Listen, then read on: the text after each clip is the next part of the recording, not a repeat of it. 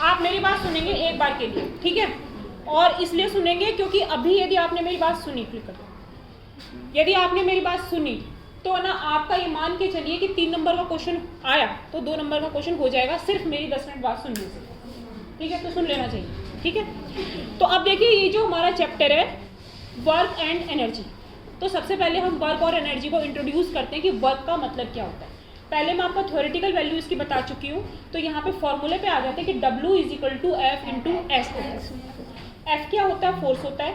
S का मतलब क्या होता है? डिस्टेंस होता है, डिस्प्लेसमेंट होता है। F को हम किस में नापते हैं? न्यूटन में, ठीक है, और डिस्प्लेसमेंट को हम किस में नापते हैं? बताइए बताइए।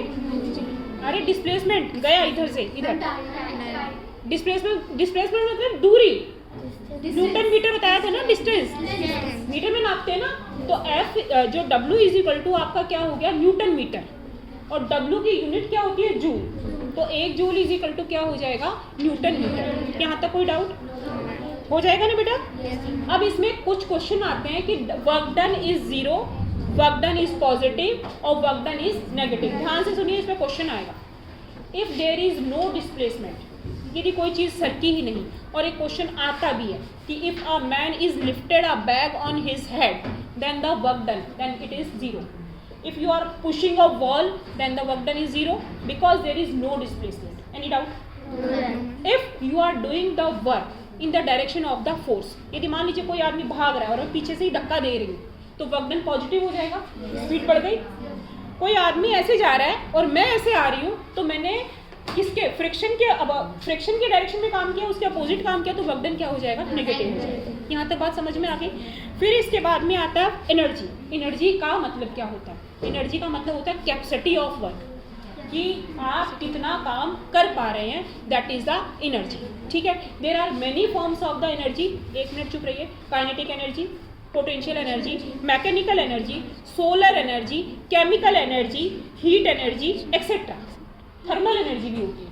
थर्मल एनर्जी कौन सी हो जाएगी? सन वाली हो जाएगी, सोलर हो जाएगी, सॉरी। ये थर्मल मतलब जो आपका हीटर गर्म होता है, थर्मल हो गई। मैकेनिकल मतलब मोटर चलती है, जो सेल होता है टॉर्च के अंदर, केमिकल एनर्जी। काइनेटिक एनर्जी कोई चीज़, कोई कार भाग रही है। पोटेंशियल एनर्जी कोई चीज़ यदि खड़ी है, जैसे डेस्क पड़ी हुई है, पोटेंशियल एनर्जी, एनर्जी होगी। समझ में आ गई? अब आता है कि इसके ऊपर हमारे न्यूमेरिकल्स कैसे आएंगे। तो सबसे पहले W का क्वेश्चन आएगा। W का मतलब वर्क का क्वेश्चन आएगा। तो आप सभी को फॉर्मूला याद रखना है अच्छे से कि W = Fs होता है। F फोर्स हो गया, S क्या हो गया? डिस्टेंस हो गया, न्यूटन मीटर इसकी यूनिट होती है, या फिर इसे हम जूल कहते हैं। 1 जूल = न्यूटन मीटर होता है। ऑब्जेक्टिव में क्वेश्चन आएगा। इसके बाद में कल मैंने आपको डिराइव करना बताया था बोर्ड पर, ½ mv² और mgh को, वो मैं वापस नहीं बताऊंगी, ठीक है, वो मैं कल बता चुकी। इसके बाद में अब हमारा क्वेश्चन ये आता है, मैंने अभी आपको बताया फ्री फॉल। फ्री फॉल का मतलब किसी भी ऑब्जेक्ट को आप किसी हाइट से नीचे गिरा दें। स्टेशनरी स्टेट पे क्या होगी? Potential energy. गिराने के बाद में क्या हो जाएगी? Kinetic energy. फिर इसके बाद में मैंने आपको पेंडुलम का एग्जांपल भी दिया है। There is a sum of the energy of the kinetic energy as well as the potential energy. So K plus में PE = constant, that is a law of conservation of energy. Any doubt? फिर इसके बाद में last जो मैंने आपको point बताया, that is a power. Power is denoted by the P = W/T, ठीक है। W क्या हो जाएगा? Work done. T क्या हो जाएगा? टाइम। तो पावर की यूनिट क्या हो गई? W को किस में नापते हैं? जूल में नापते हैं। टाइम को किस में नापते हैं? सेकंड में, जूल पर सेकंड। यहाँ तक बात समझ में आ गई। इसके बाद में आता है कमर्शियल यूनिट। कमर्शियल यूनिट का मतलब क्या होता है? Kilowatt hour. किलोवाट आवर को निकालने के लिए आपने किलो का मतलब 1000, आवर को सेकंड में कन्वर्ट करने के लिए 60 × 60, सारा मल्टीप्लाई किया, वैल्यू क्या आई? 3.6 × 10⁶। यहाँ तक समझ में आई?